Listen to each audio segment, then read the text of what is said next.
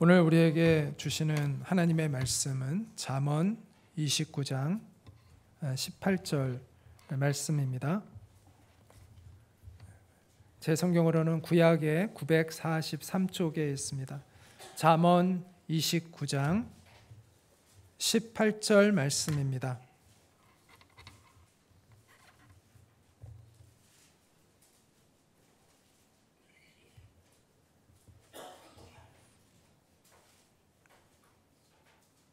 잠언 29장 18절 말씀 제가 읽겠습니다. 묵시가 없으면 백성이 방자히 행하거니와 율법을 지키는 자는 복이 있느니라. 아멘.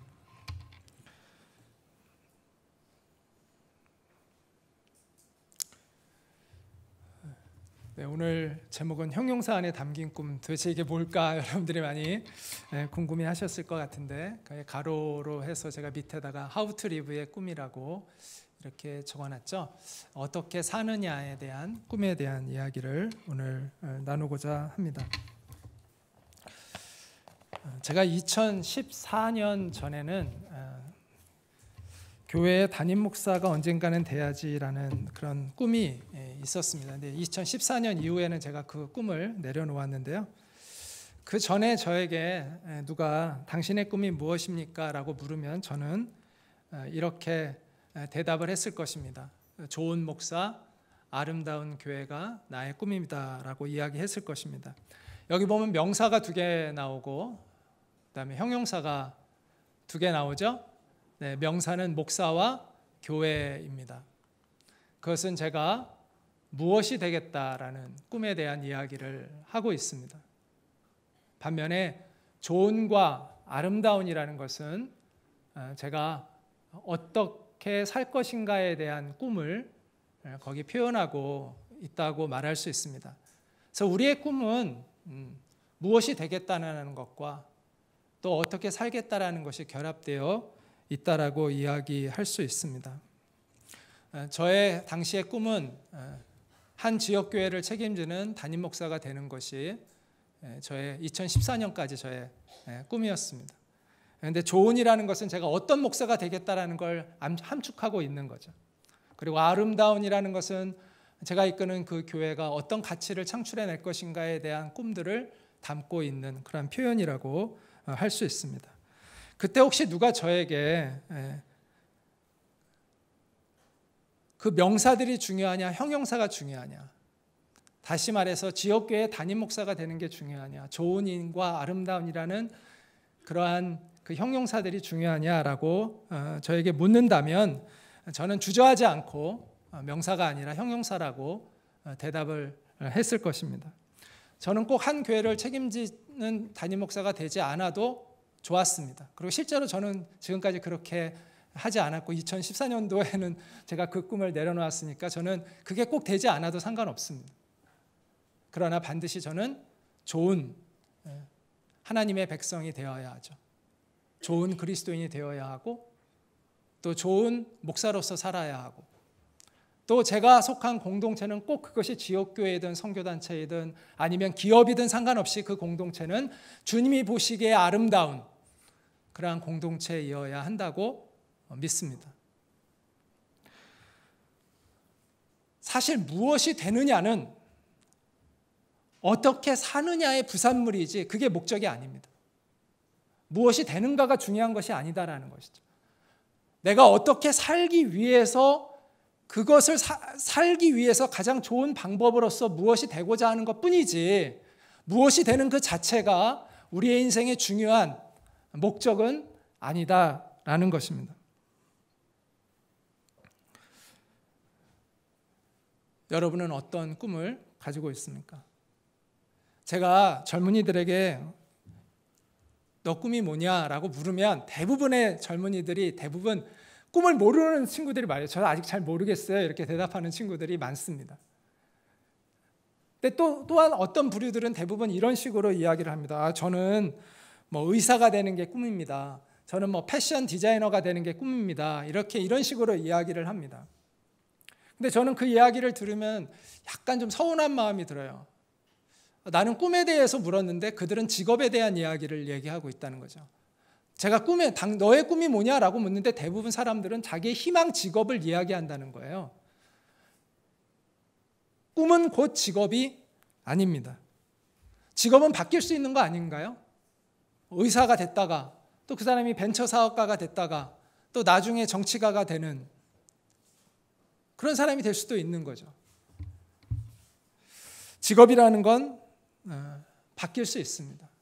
근데 제가 듣고 싶은 것은 그런 것이 아니라 그의 내면에 있는 가치관에 대한 이야기를 듣고 싶은 것이죠. 그의 인생을 이끌어가고 있는 그 마음의 중심이 무엇인가에 대한 이야기를 듣고 싶은 것입니다. 그런데 그에 대한 이야기를 해주는 친구들을 거의 만나보지 못합니다. 여러분은 어떤 꿈을 가지고 있습니까? 여러분의 인생에 계속해서 의미를 주고 보람을 주고 힘을 주는 그 어떤 것이 여러분 안에 있느냐라는 것입니다. 여러분의 심장을 뜨겁게 하는 하나님이 주신 그 어떤 것, 그래서 지쳐 쓰러져 있다가도 그것만 생각하면 다시 나를 일으켜 세우게 하는 그 어떤 것, 그것을 여러분은 가지고 있습니까? 저는 그것이 진정한 꿈이라고 생각을 합니다. 꿈을 흔히 비전이라고 이야기하죠. 비전은 말 그대로 보이는 것을 의미합니다. 보는 것을 의미합니다. 눈에 보이는 어떤 광경을 가지고 있는 것을 이야기합니다. 하나님이 주시는 그 비전의 기초는 마음의 눈으로 내가 어떻게 살아야 하는지에 대한 그림을 보게 되는 것입니다. 다시 한번, 하나님이 주시는 비전은 내 마음의 눈으로 내가 어떻게 살아야 하는지에 대한 그림을 보게 되는 것입니다. 저는 이것을 How to live의 꿈, 우리가 무엇이 될 것인가를 할 때 이거 what to do라고 얘기하잖아요. 무엇이 될 것인가. 근데 어떻게 살 것인가는 how to live라고 이제 영어로 얘기하잖아요. How to live의 꿈, 어떻게 살 것인가에 대한 그 그림이 내 눈앞에 이렇게 보이기 시작할 때 그것을 저는 진정한 하나님이 주시는 비전이라고 생각을 합니다. 이 비전을 가지고 있지 않다면 우리는 꿈의 기초가 없는 것입니다. 하나님이 주신 꿈이 아직 없다고 말을 할 수 있는 것이죠. 저는 이와 같은 관점, 무엇이 되느냐의 꿈보다 어떻게 되느냐가 중요하다는 이 관점을 가지고 성경을 다시 한번 보기 시작했습니다. 어느 날 제가 그걸 깨닫고 나서 다시 한번 성경을 쭉 이렇게 봤더니 성경의 모든 위대한 인물들은 무엇이 될 것인가에 대하여 구체적인 꿈을 받은 사람들이 아니라 다들 어떻게 살아야 할 것인가에 대한 꿈을 구체적으로 받은 사람들이었다라는 것입니다. 예외 없이 다. 여러분, 성경에서 꿈하면 어떤 사람들이 생각이 나세요? 아브라함, 요셉, 다니엘 이런 사람들이 생각이 나죠. 근데 다니엘 같은 경우는 실제로 이렇게 환상, 꿈을 많이 꿨지만 어떤 우리가 흔히 얘기하는 어떤 무엇이 될 것인가에 대한 어떤 꿈을 받은 사람 생각하면 일단 아브라함 생각이 많이 나고 그 다음에 요셉, 다윗 같은 사람들이 생각이 납니다. 그런데 아브라함의 한번 경우를 볼까요? 아브라함에게 주신 하나님이 what to do, 무엇이 될 것인가에 대한 구체적인 꿈이 뭡니까? 복의 근원, 열국의 아비입니다. 여러 민족의 조상이 될 것이다, 너가. 복의 근원, 열국의 아비. 구체적입니까? 구체적이지 않습니다. 복의 근원이 된다는 것을 아브라함이 죽을 때까지 깨달았을까요? 복의 근원이 도대체 뭘 의미하는지, 그게 예수님을 통해서 이루어지는 그건데 아브라함이 그것을 구체적으로 알고 있었을까요? 열국의 아비가 된다는 의미를 구체적으로 아브라함이 알 수 있었을까요? 저는 잘 몰랐을 것 같아요. 그냥 하나님이 내가 복의 근원이라니까 복의 근원인가 보다, 내가 열국의 아비라니까 내가 열국의 아비인가 보다라고 살았을 것 같아요. 아브라함의 아들이 몇 명이죠? 8명이죠. 사고 쳐서 이스마엘 낳고 그 다음에 제대로 해서 이삭을 낳고 그 본초에게서는 이삭밖에 안 낳았어요. 그리고 사라가 죽고 나서 후처를 얻어가지고 또 6명의 아들을 낳았어요. 8명의 아들 낳고 나서 무슨 열국의 아비, 너무 거창하잖아요. 아브라함이 그 열국의 아비가 무엇을 의미하는지를 알았을까? 저는 그것을 깊이 이해하지 못했을 거라고 생각이 듭니다. 그냥 하나님이 내가 그렇다니까 그런가 보다 하면서 살았을 것 같아요. 자, 요셉에게 주신 하나님이 와투두의 꿈이 무엇입니까? 자기 구체적인 게 없습니다. 총리가 되겠다는 꿈을 하나님이 주신 게 아닙니다. 요셉이 가졌던 그 하나님이 주신 와투두의 꿈은 자기 집안에서 제일 잘 나가는 사람이 된다는 것입니다. 어떤 직업을 가져야 할지, 어떤 위치에 갈지 아무것도 나오지 않습니다. 형의 볕단이 자기에게 절하는 꿈을 꾸죠. 그리고 해와 달과 11별이 자기에게 절하는 꿈을 꾸죠. 해와 달은 아빠와 엄마를 얘기하고 그의 요셉의, 그 다음에 11개의 별들은 자기 형들을 얘기하는 거죠. 그러니까 집안에서 제일 어쨌든 잘 나가는 사람이 된다는 게 답니다. 이게 동네 동장이 된다는 건지 파출소 소장이 된다는 건지 뭐 국회의원이 된다는 건지 대통령이 된다는 건지 애매해요. 이처럼 아브라함과 요셉은 무엇이 될 것인지를 구체적으로 알지 못했습니다. 그러나 그들에게 구체적인 꿈은 무엇이었냐면 하나님 앞에서 그들이 어떻게 살아야 하느냐에 대하여는 너무나 분명하게 알았다는 것입니다. 만약 그걸 몰랐다면 아브라함은 롯처럼 타락해 갔을 것입니다. 가나안 사람들에게 동화되어 타락해 갔을 거예요. 근데 아브라함이 그걸 지킬 수 있었던 것은 그가 하나님 앞에서 어떻게 살아야 할지를 분명히 알고 있었다는 것이죠. 요셉은 그가 무엇이 될지는 정확히 몰랐지만 어떻게 살아야 하는지는 너무나 분명히 잘 알고 있었어요. 그래서 요셉은 보디발의 아내의 유혹을 물리칠 수가 있었던 것이죠. 하나님 앞에서 내가 어떻게 살아야 되겠다는 가치관이 분명하지 않았다면 그는 그 유혹을 물리치지 못했을 것입니다. 만약 하나님이 환상을 통해서 또는 예언의 어떤 은사를 통해서 우리에게 아브라함과 요셉처럼 와투두의 꿈을 하나님이 주신다면 그것은 우리에게 너는 반드시 이런 사람이 되어야 돼라고 어떤 운명을 지어주기 위해서 하실까요? 저는 그것이 아니라고 생각합니다. 하나님이 우리에게 그런 비전을 주셨다면 그것은 그 무엇이 되느냐가 포커스가 있는 게 아니라 그것을 계기로 하나님 앞에서 내가 어떻게 살아야 될 것인가를 고민하게 만드는 그 과정 가운데 있는 거라고 생각합니다. 중요한 것은 무엇이 되느냐가 아니라 하나님 앞에서 내가 어떻게 살아야 하느냐를 아는 것입니다. 아브라함과 요셉이 그 애매한 와투들을 통해서 이런 마음을 가졌을 것 같아요. 뭔가 하나님이 나와 함께 하시고 나를 무엇이 되게 하실 것 같긴 한데, 자, 그렇다면 내가 하나님 보면서 살아야지. 내가 하나님 뜻대로 살아야지. 내가 어떻게 하나님을 기쁘게 하며 살아야 될까를 고민하게 만드는 그 동기부여 정도였을 거라고 생각합니다. 하나님은 우리의 미래에 어떤 직업을 정해주거나 우리의 운명을 결정하기 위하여 우리에게 그런 와투두의 꿈을 주시는 것이 아니라 그것을 계기로 하여 우리가 하나님 바라보고 하나님 앞에서 내가 어떻게 살아야 될 것인가를 고민하게 만들기 위해서 하나님이 그 꿈을 주신다고 생각합니다. 그래서 중요한 거는 무엇이 되느냐에 대하여 내가 어떤 꿈을 애매한 꿈이라도 그 꿈을 받았느냐 안 받았느냐가 중요한 게 아니라 중요한 건 내가 하나님 앞에서 어떻게 살 것인가를 가지고 고민하고 있느냐라는 것입니다. 저는 젊은이들 가운데 나는 아직 꿈을 모르겠어요 라고 말하는 가운데 이야기하다 보면 이 아이가 아직 직업은 결정하지 못했지만 어떻게 살아야 할지에 대한 명확히 아는 친구들이 있어요. 저는 그런 친구에게 말해주고 싶어요. 너는 네 스스로가 꿈이 없다고 생각할지 모르지만 내가 보기에 너는 정말 꿈을 가지고 있는 것 같다. 반면에 어떤 친구들은 자기가 어떤 직업을 가져야 되고 뭐 이런 것이 막 명확한 친구들이 있어요. 그런데 제가 이 친구와 깊은 이야기를 하다 보면 하나님 앞에서 어떻게 살아야 할지가 명확하지 않은 친구들이 또 많아요. 그건 저는 그 친구들에게 얘기해 주고 싶어요. 너는 아직 꿈을 갖고 있지 못하다. 정말 중요한 것은 내가 하나님 앞에서 어떻게 살아야 되는지에 대한 그림을 가지고 있는 것입니다.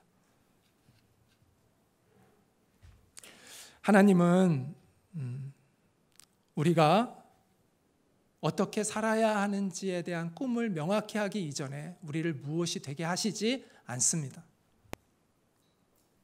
아브라함이 복의 근원이 된 것은 이삭을 낳으면서부터였잖아요. 그런데 25년 걸렸어요. 하나님 앞에서 아브라함이 어떻게 살아야 되는지에 대한 명확한 꿈을 받기 이전에 하나님은 아브라함이 복의 근원이 되게 하지 않으셨습니다. 요셉이 총리가 된 것도 꽤 오랜 시간 흐른 후였습니다. 요셉이 하나님 앞에서 어떻게 살아야 되는지가 명확하게 세워지고 그런 사람이 되기 이전에 하나님은 요셉을 집안에서 가장 높은 자가 되도록 하지 않으셨습니다. 자, 다윗에 대한 이야기를 한번 해볼까요? 저는 다윗은 왕이 되리라는 걸 미리 알고 그 꿈을 향해 나아갔던 사람으로 한동안 제가 오해했어요. 근데 성경을 다시 이렇게 보니까 전혀 그렇지 않더라고요. 사무엘상 16장에 보면 이제 사무엘이 다윗에게 기름 붓는 장면들이 나옵니다. 한번 요 사무엘상 16장 요 앞에 있는 구절 같이 한번 읽어볼까요? 시작.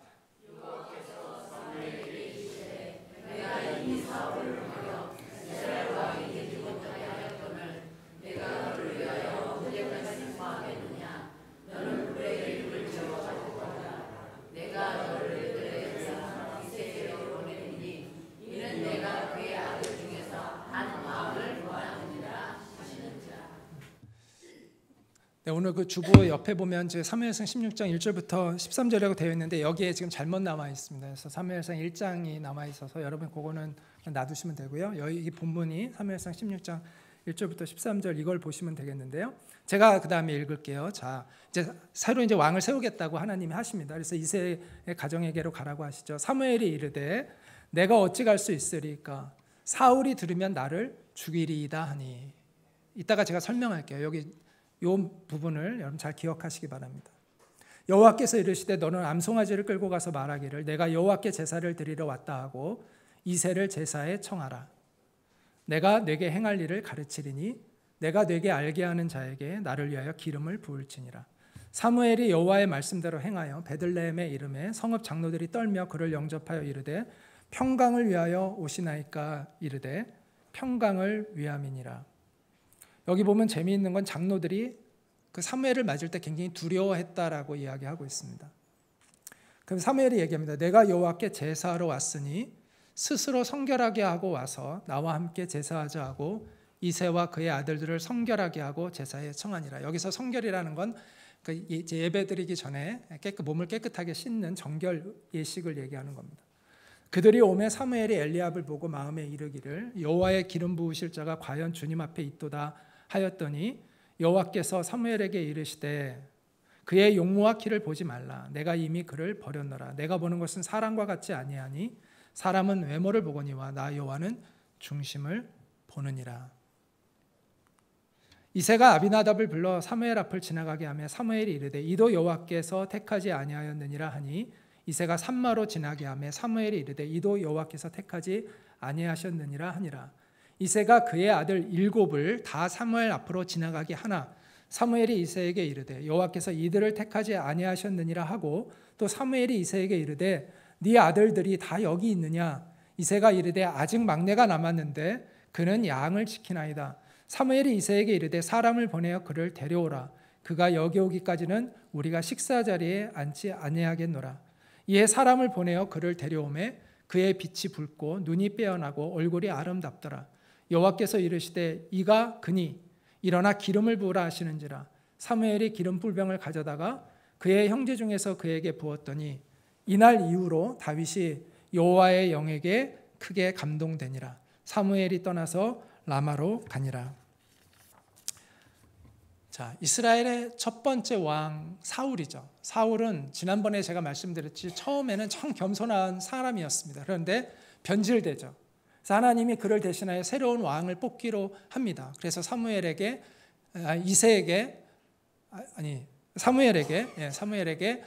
그것을 알리시고 이제 새로운 왕을 기름 붓도록 명령을 하시죠.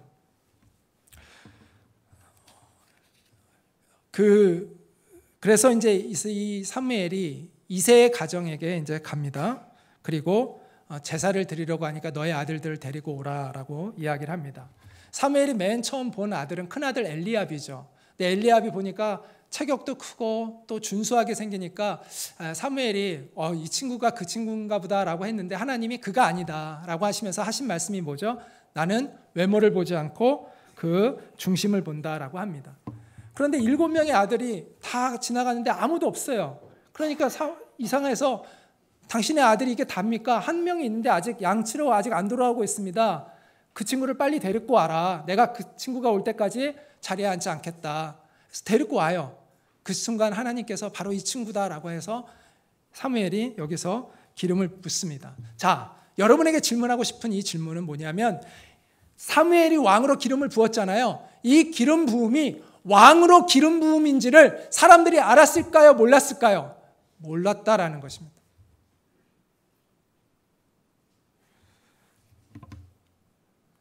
하나님이 사무엘에게 기름을 부으라고 할 때 사무엘이 뭐라죠? 사울이 그 사실을 알면 나를 죽일 것입니다. 만약에 그 기름 부음이 왕의 기름 부음이었다는 것이 소문이 퍼졌다면 그 마을의 장로들이 그 자리에 함께하고 있었는데 만약 그 사실이 이스라엘에 퍼졌다면 다 죽는 겁니다. 사울이 가만 놔둘 리가 없죠. 반역이니까. 사무엘서부터 그 마을 사람들이 다윗은 물론이고 그 가족은 물론이고 다 몰살당할 위험에 처하는 것입니다. 따라서 다윗에게 기름 부었던 그 의미는 오직 하나님과 사무엘만이 아는 비밀이었습니다. 장로들이 떨면서 그 사무엘을 맞이했을 때에 사무엘이 뭐라고 얘기하냐면 아니다, 별거 아니다, 내가 그냥 제사 드리러 왔을 뿐이다 라고 이야기하거든요. 자, 이 사실은 어디에서도 증명되냐면 다윗이 골리앗 앞에 나갈 때 그 형제들이 다윗을 우습게 여기나요? 막 이렇게 받드나요? 우습게 여기죠. 만약에 다윗이 정말 왕이 될 줄 알았다면 형들이 어떤 반응을 보여야 되죠? 야, 드디어 네 때가 왔다, 이렇게 반응을 보여야 되잖아요. 그런데 완전 무시합니다.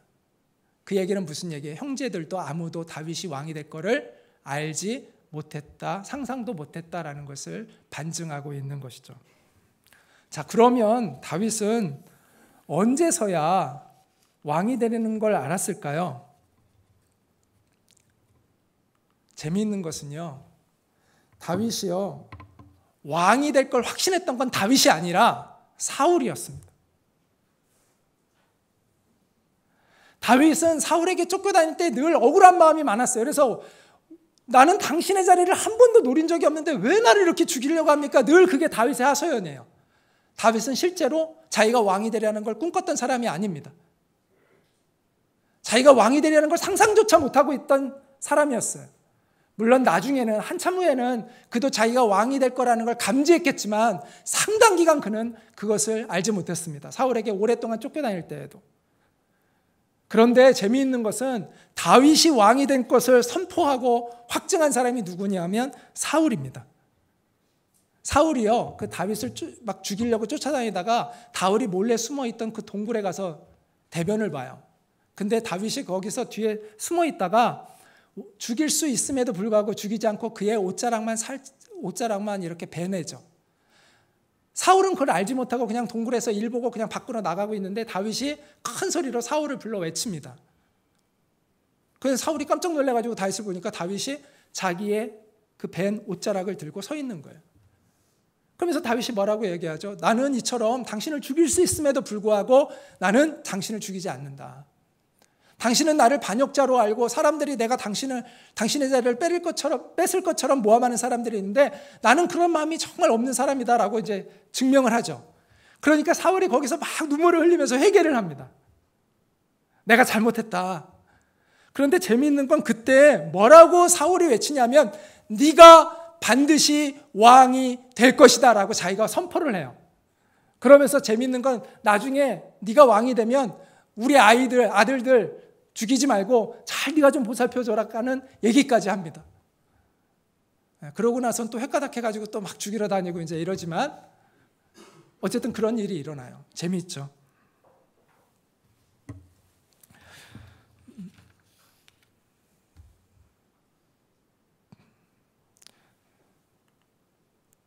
자, 그러면 다윗은 뭐 때문에 하나님께서 이렇게 왕으로 택하셨을까? 그를 왕으로 맡고자 했던 이유는 무엇일까?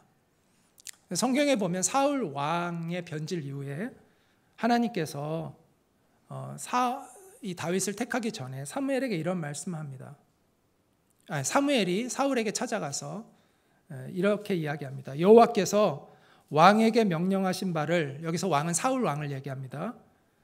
왕이 지키지 아니하였으므로 여호와께서 그의 마음에 맞는 사람을 구하여 여호와께서 그의 백성의 지도자로 삼으셨느니라.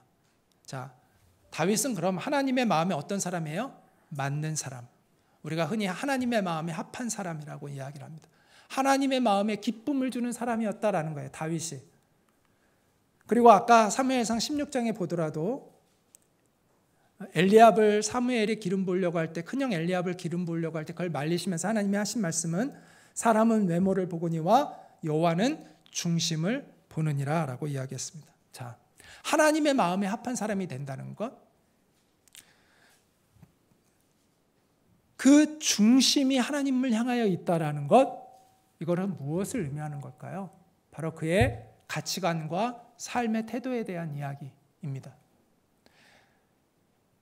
다윗의 외모가 아니라 다윗의 내면이, 그의 가치관이, 그의 삶의 방향성과 태도가 하나님의 마음에 기쁨이 되었다라는 거죠. 바로 그것이 무엇이죠? How to live의 꿈입니다. 하나님 앞에서 어떻게 살아야 될 것인가에 대한 꿈이 하나님의 마음에 기쁨이 되었다라는 것이죠. 다윗이 골리앗과 맞서 싸울 수 있었던 그 힘은 바로 그의 내면의 힘이었습니다. 내가 무엇이 될 것인가에 대한 꿈으로만 가득 찬 사람은 이런 용기를 낼 수가 없습니다. 하나님 앞에서 내가 어떻게 살아야 될 것인가를 가지고 고민했던 사람들만이 그런 용기를 낼 수가 있는 것이죠. 그래서 아무도 골리앗 앞에 나서기를 두려워할 때 다윗은 그 두려움을 물리치고 골리앗 앞에 설 수가 있었습니다. 여러분은 불의와 맞서고 거짓과 맞서 싸울 수 있는 용기를 가지고 있습니까? 여러분이 그 용기를 가지고 있지 않다면 여러분이 무엇이 될 것인가에 대한 꿈이 없어서가 아닐 것입니다. 여러분이 그런 용기를 갖지 못한다면 그것은 하나님 앞에서 내가 어떻게 살아야 할 것인가가 명확하게 정립되어 있지 않기 때문일 것입니다. 남들이 여러분에게 하지 말아야 할 것을 같이 하자고 할 때, 가지 말아야 할 것을 가자고 할 때 여러분 단호하게 노라는 말을 할 수가 있습니까? 따돌림을 당하고 비난을 당하고 멸시를 당해도 여러분이 그런 용기를 발휘할 수 있습니까? 그러한 용기는 What to do의 꿈에서 나오는 것이 아닙니다. How to live의 꿈에서 나오는 것입니다.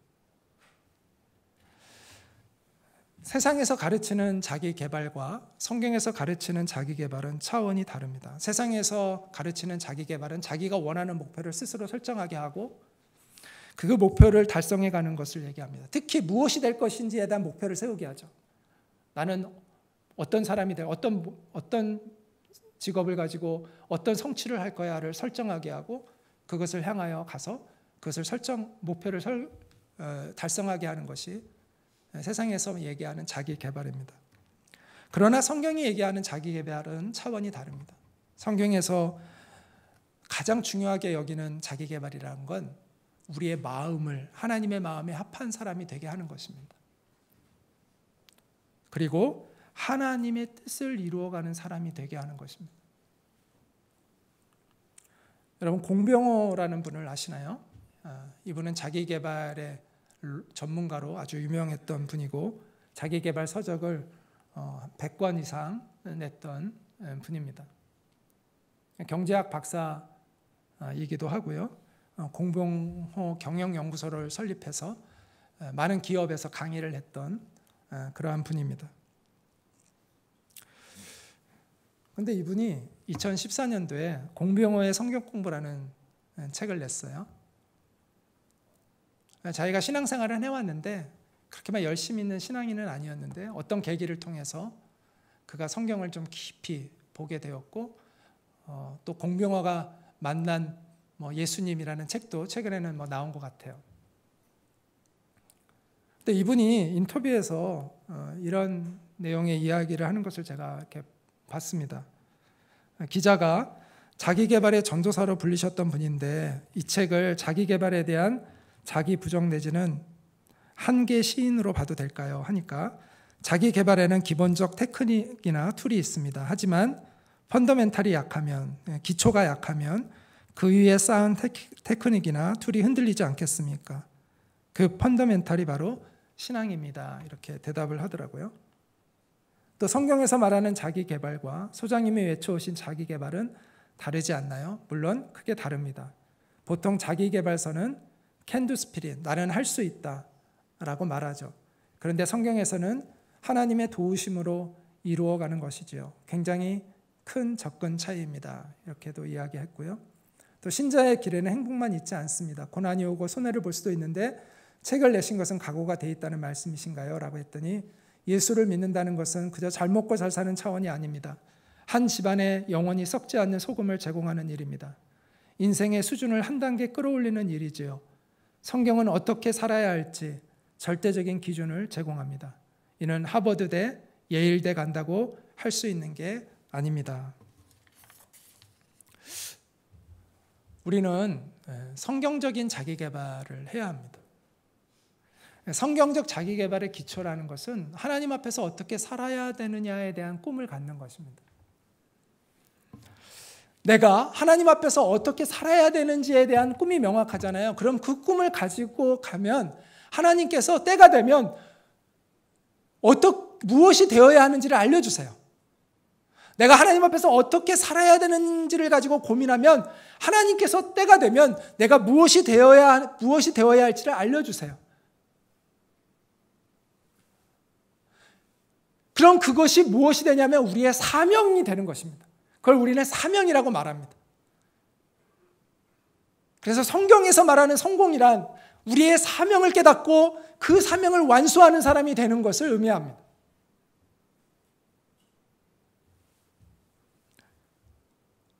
그것이 진정한 인생이라고 말해줍니다.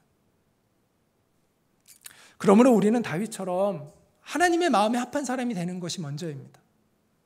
무엇이 되느냐는 훨씬 덜 중요한 것입니다. 그거에 대해서 너무 고민할 필요도 없습니다.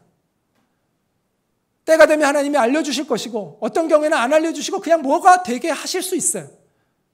자, 요셉이 내가 총리 돼야지 해서 총리 됐나요? 그냥 어느 날 갑자기 총리가 돼버리잖아요. 다윗이 내가 왕이 돼야지 머리에다 띠 뚜르고 막 왕이 돼야지 외쳐가지고 왕이 됐나요? 아니죠. 그냥 어느 날 왕이 돼버리는 거예요. 이처럼 내가 하나님 앞에서 어떻게 살았냐가 명확하면 무엇이 되느냐는 사실은 그렇게 중요하지 않습니다. 그냥 내게 주어진 그 일에 최선을 다하면 되죠. 하나님이 그런 사람을 놀게 하실 일이 없잖아요. 세상에 하나님 뜻대로 살고자 하는 사람이 얼마나 있다고 그런 사람을 아무것도 안 하고 그냥 백수로 놔두겠습니까? 하나님이 그 사람 분명히 쓰시지 않겠어요? 어떤 일이든 의미 있는 일들을 그를 통하여 하시지 않겠어요? 내가 하나님 앞에서 어떻게 살아야 되느냐가 명확하면 무엇이 될 것인가는 사실은 그렇게 중요하지 않습니다. 나에게 주어진 그 최선을 그냥 하면 되는 거예요. 하나님이 인도해 가시기 때문에.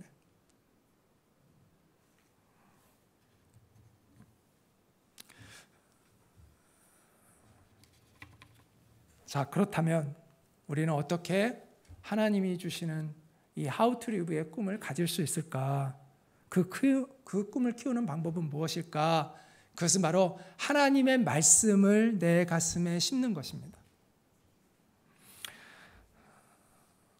우리 한번 잠언 29장 18절 말씀을 같이 한번 읽겠습니다. 시작. 묵시가 없으면 백성이 방자에 행하거니와 율법을 지키는 자는 복이 있느니라. 자, 여기서 묵시가 없다고 할 때 묵시라는 건 뭐예요? 감추어져 있는 게 이렇게 드러나는 것입니다. 그래서 다시 말해서 비전이라고도 얘기할 수 있습니다. 자, 비전이 없으면 비전은 보게 되는 거죠. 묵시는 감추어 있다가 보게 되는 것을 얘기합니다. 자, 비전이 없으면 백성이 방자에 행한다고 이야기합니다. 그런데 여기서 그럼 묵시가 없다는 것과 반대되는 대조되는 사람은 뭐예요? 율법을 지키는 자라고 얘기합니다. 자, 여러분이 성경을 읽을 때 율법은 부정적인 의미로 쓰일 때가 있고 긍정적인 의미로 쓰일 때가 있다는 걸 여러분이 아시면 도움이 됩니다. 그래서 율법이 부정적으로 쓰일 때는 어떤 종교적인 어떤 형식, 이게 매이는 것을 얘기합니다. 그런데 율법이 긍정적으로 쓰였을 때는 하나님의 말씀을 의미합니다. 자, 여기서는 긍정적으로 쓰였죠. 여기서 율법은 하나님의 말씀을 의미합니다. 그래서 묵시가 없으면 백성이 방자에 행하는데, 자, 비전이 없으면 백성이 방자에 행하는데 비전이 있는 사람은 복이 있다는 것이죠. 방자에 행하지 않고 복이 있다는 것입니다. 그 비전이 있는 사람이 누구입니까? 율법을 지키는 자라고 얘기합니다. 율법을 지키는 자, 하나님의 말씀이 그의 가슴에 살아있는 자, 그래서 그 말씀에 순종하며 살아가고 있는 자는 복이 있다라고 이야기를 합니다. 이 사람이 누구죠? How to Live의 꿈을 갖고 있는 사람이죠. 전에서 이것을 이렇게 얘기할 수 있을 것 같아요. How to Live의 꿈이 없으면 백성이 방자에 행하거니와 How to Live의 꿈을 가진 자는 복이 있느니라, 이렇게도 얘기할 수 있는 것이죠.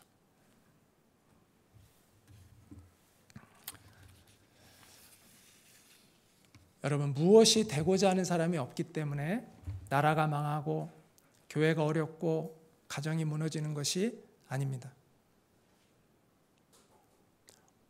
대통령이 되겠다는 사람이 없어서 나라가 망하는 것이 아닙니다. 왕이 되겠다는 사람이 없어서 나라가 멸망하는 것이 아닙니다. 좋은 왕이 없으면 나라는 망합니다. 장로 되겠다는 사람이 없고 목사가 되겠다는 사람이 없어서 교회가 어렵고 힘든 것이 아닙니다. 좋은 목사, 좋은 장로가 없어서 교회는 어려움이 있는 것입니다. 아버지가 되겠다는 사람이 없고 어머니가 없어서 가정이 어려운 게 아닙니다.